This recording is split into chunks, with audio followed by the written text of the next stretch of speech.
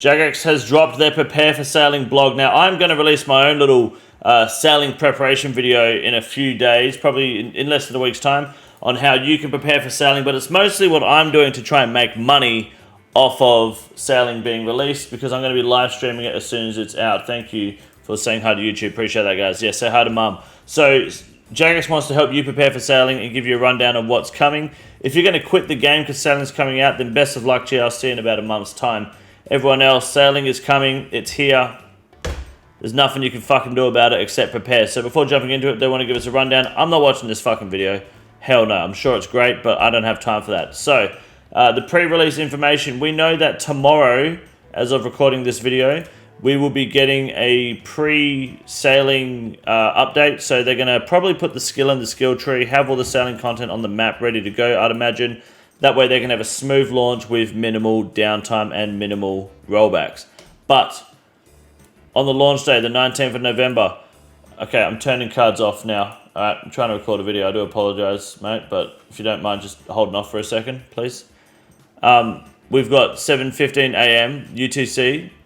System update, timer goes live. Usual shit, all right? I don't care about the UTC stuff. It looks like there's going to be about... The world's going back online and players can log in as normal, but won't be able to sail for about 15 minutes. And they'll be running some final checks on the live worlds. Players can continue playing them, but sailing will remain locked until the checks are complete.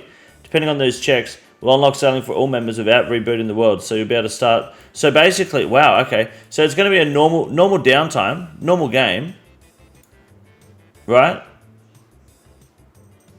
Sailing, and then they're just going to open up sailing after a few hours. They're just going to let you know. So that's good. Awesome. There's going to be literally minimal downtime. Normal, 15-minute downtime? Big. I don't think they've ever done that before. That's pretty cool. So please note that once the game worlds are back online, the update will have been deployed despite not being accessible. Yeah, common sense. So, sailors wanted. What do they got here? Are you prepared? Port Sarim is where this quest will start to learn sailing. There's no requirements needed to start sailing. Simply speak to Will and Ann and the docks of Port Sarim and complete the Pandemonium quest, which we did in the beta. Super easy to do. Get a quest point and a raft. Very cute. You can do this straight off Tutorial Island, by the way. You don't need to be like preparing and getting your banks and shit together. Just fucking send it. Speak to a shipwright at port to visit the shipyard. At the shipyard, you can customize and upgrade your ship. So this is the shipwright. There's your icon on the map. And damn, the ports look pretty sick. Player in ports looks way better than in the beta. So I respect that. I like the layout here. It's very good. Hopefully you can get that in your player in house eventually. That is what I'd like to think. You can get a head start on building and upgrading your ships. You may want to stock up on the following: coins, cannonballs, rope, paste, nails and bars, flax, swamp tar, and logs and planks. This is what we've been discussing. Now, I don't know how long this is going to last before people start pushing new planks and new oars, and especially the bars above steel, because we know that there's new logs that are coming to the game and people are going to be rushing first 99, first 200 mil, first page 99, first remaxing. And for those who wish to go all out and fully experience everything new to skill has to offer, you may want to complete the quest. These are prereqs. So these are your prereq skills and quests to make sure you have access to everything, which I think I don't have the construction. I'm going to try out the woodcutting level by then. I've got everything. Oh, smithing I don't have. I'm 5 smithing levels short. Otherwise, I'm pretty much ready for that. So, huge. Quests are completed as well. And then the sailing skill is a wide variety of activities to try starting with. Sea charting and port tasks. Sea charting looks kind of boring as fuck, I'm not going to lie. Sea charting is basically combat tasks, but looking at shit. That's what I took from it, at least. Follow the duck, look at something, and you're good. But it's free XP, so why not? And then, of course, port tasks are fun for the first and second task until you can start doing combat. The delivery ones are just, you're basically a fucking Uber driver. So, good fun. Continue progressing through sailing to access shipwreck salvaging and barracuda trials. Barracuda trials is probably the most fun. Shipwreck salvaging is like your AFK woodcutting sailing training. And you get loot from it. You basically do nothing all day and get free XP. Very good. Now, the basics. To get access to sailing, you need to complete the Pandemonium quest. There are no requirements to start it, but please note the quest and skill members only. On launch, simply head to Port Sarim, speak to Will and Ann nearby the docks. We're going to be live doing all this anyway, so you'll be able to keep up to date and follow along. We know many players want to hit their spacebar as fast as possible to get the quest finished quickly. However, we recommend taking some time to... No, I will not be doing that. So, during the quest, you'll be introduced to a new location called the Pandemonium, which we did in the beta. To return to the Pandemonium, you can, of course, just sail there yourself. That said, you can also get there via a boat from Port Sarim. There's one that goes there from Moosa Point. Perfect. Captain's Log. This is an essential sailing tool that you'll want to have when you are doing both your port tasks and sea charting. So this is your combat task shit, right? Captain Log, simply click on it in your inventory and menu will pop up. You can swap between two views using the button on the top right corner. One that shows your current port task and one of tracking your sea charting. Why have they made this an item? Why would they do this? 100k XP for completing them all. Damn. That's pretty cool. But why would they make it an item to open up a menu that's equivalent to this? Or this? Why wouldn't you just add it to the character summary? Interesting choice.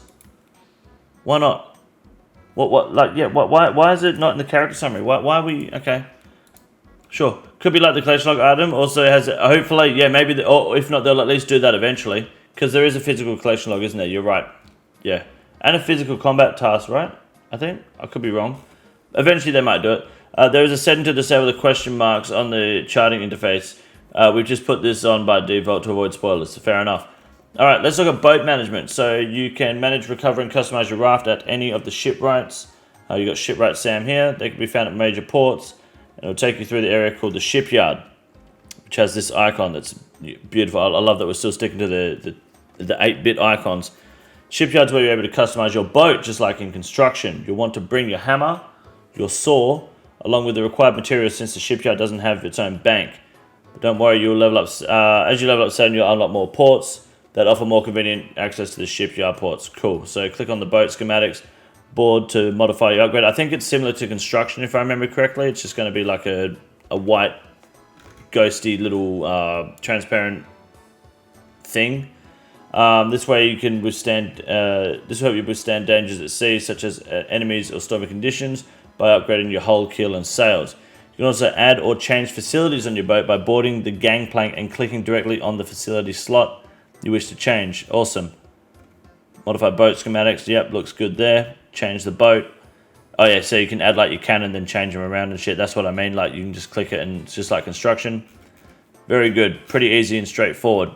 Early game sailing. So we imagine a lot of players will be wondering what they should do after completing Pandemonium. So first off, check out the sailing skill menu. So you're able to see a general breakdown of what's included in sailing. You must complete Pandemonium. Gives you the ability to captain a boat and sail the seas of Gilnor. Out at sea, you can find all kinds of things to do. At least it wasn't ChatGPT that wrote this, right? You can salvage shipwrecks for sunken treasures, test yourself in Barracuda trials, or explore uncharted islands, just to name a few.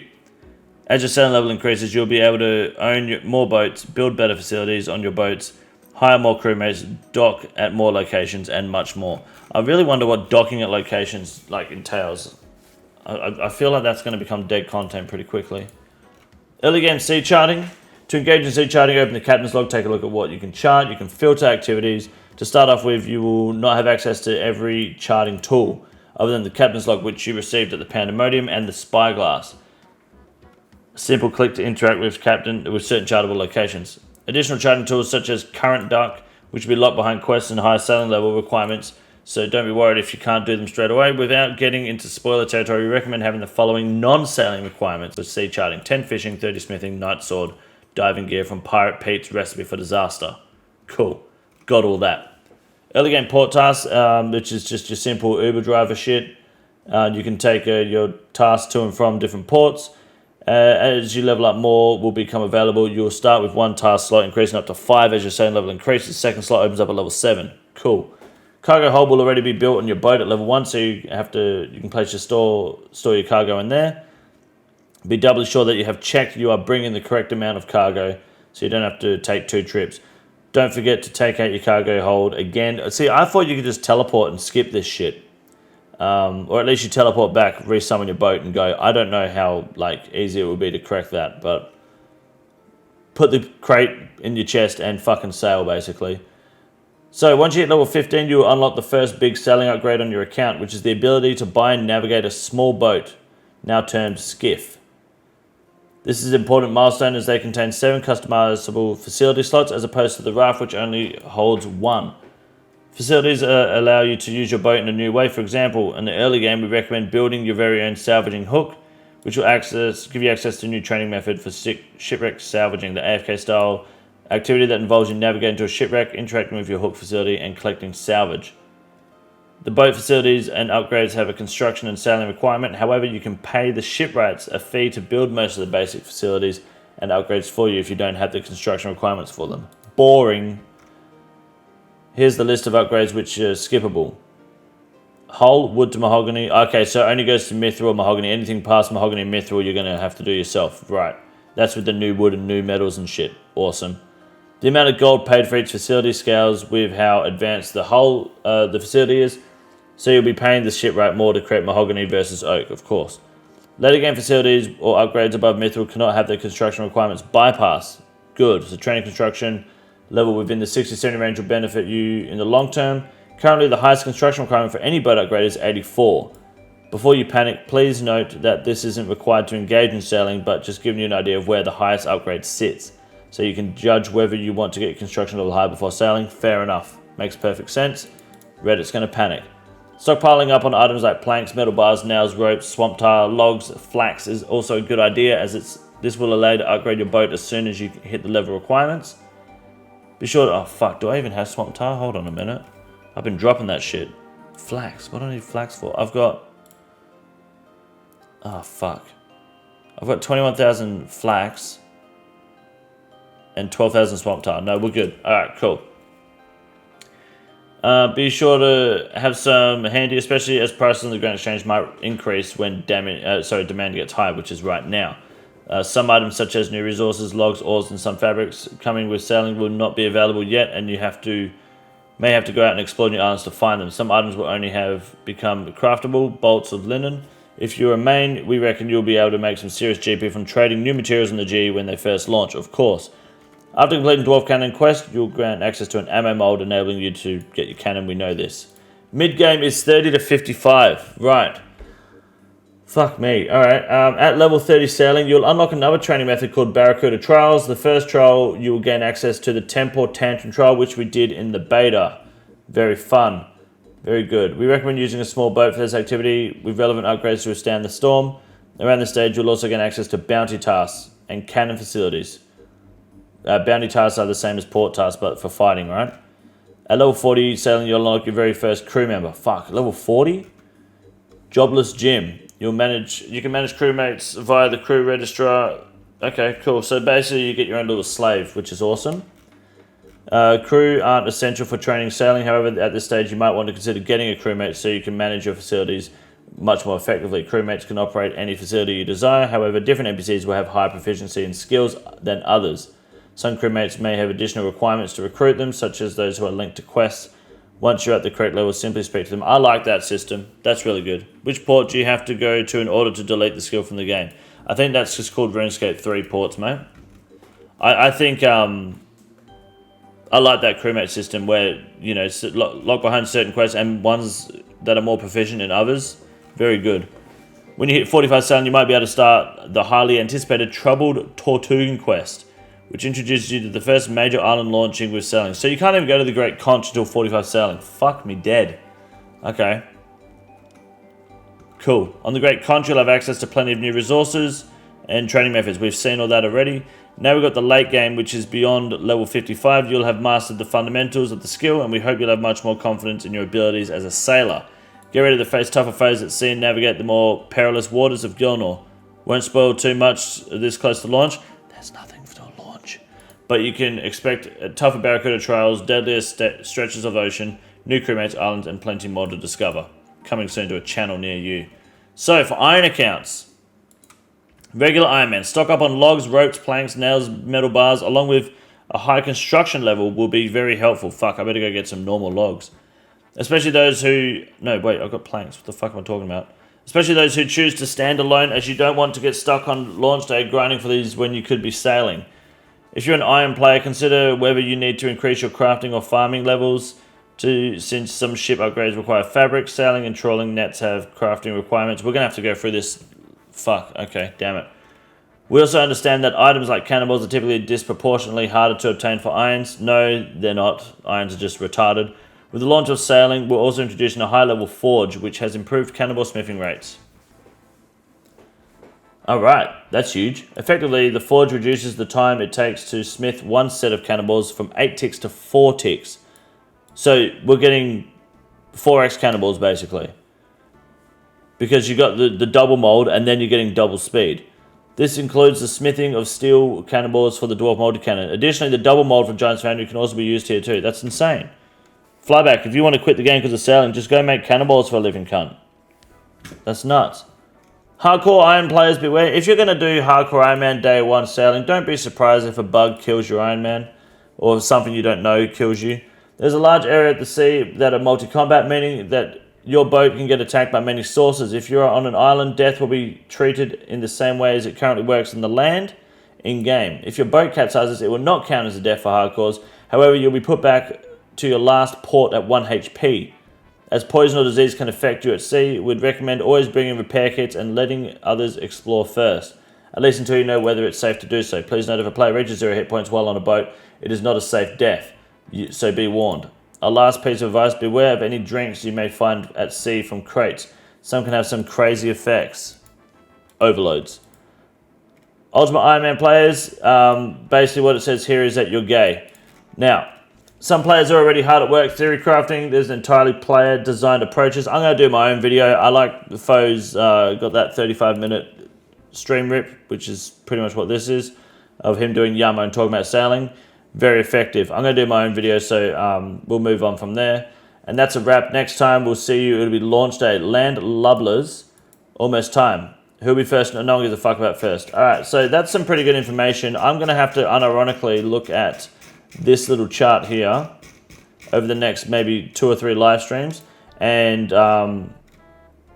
focus on getting some... I've already got a bunch of planks, but I think getting some logs together, just oak logs and normal logs, even though they're not very good. I'm going to want to have a few just to get through the basic early game until I can start relying on teak and mahogany a bit more. I've got plenty of tar. What's the difference between tar and paste? I've got coins, I've got flax. Bars, I've got bars. I don't have nails. Fuck. I have to get a bunch of fucking shit made up. And then we've also got... Maybe I try to push from some construction levels. What is 90? They said 84 construction. Why is it 92? It must be to do with the later planks, maybe. So I think my next over the next few weeks, I might just try prepping for this a bit more. But I'm going to put out a video just discussing my plan to kind of get prepared for it as well and send it. Regular logs are almost 400 GP right now. That's nuts, dude. They're so easy to cut as well. That's crazy work. I'd like... Steel bars are probably going to push up through the roof as well, just because the rate that you can make cannonballs for dwarf multi-cannons are going to go up. Yeah. I think people are going to try... They're going to start seeing bars rise quite heavily. But I don't know entirely the best way. I mean, I'm under the impression sawmill vouchers are going to be a good buy eventually with the new logs. But that's going to be like a few days into sailing's release, I think. But what are steel bars going for right now? About 680 at the moment. They're going to go for way more than that, surely. Mithril bar was... Let's pull up the GE site.